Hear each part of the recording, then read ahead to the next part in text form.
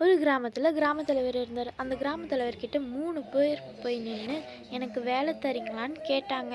அந்த கிராமத் தலைவர், "உங்களெல்லாம் என்ன நான் எப்படிப்பா நம்பி வேலை தர்றது? பொய் சொல்றவங்க, திருடுறவங்கலாம் எனக்கு சுத்தமா பிடிக்காது. அதனால இந்த ஊர்ல எப்படி வேலை தர்றது? அதனால நான் உங்களுக்கு ஒண்ணு பண்றேன். ஆளுக்கு ரூ. 10,000 தந்து, நான் 1 மாசம் டைம் தரேன். அந்த பணத்த வச்சு உங்களால என்ன பண்ண முடியுமோ அத பண்ணி, நீங்க அடுத்த மாசமே வாங்க. பார்த்து பேசிக்கலாம்" அப்படின்றாரு. அதனால ஆளுக்கு ரூ. 10,000 குடுத்து, அடுத்த மாசமே வர சொல்றாங்க.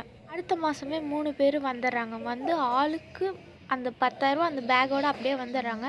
ஆனா, அதில வந்து நபர் வந்து காசே இல்லாம வந்திருக்கிறாரு. 2வது நபர் வந்து வெறும் ரூ. 2,500 வந்திருக்காரு. 3வது நபர் 15,000 வந்திருக்கிறாரு.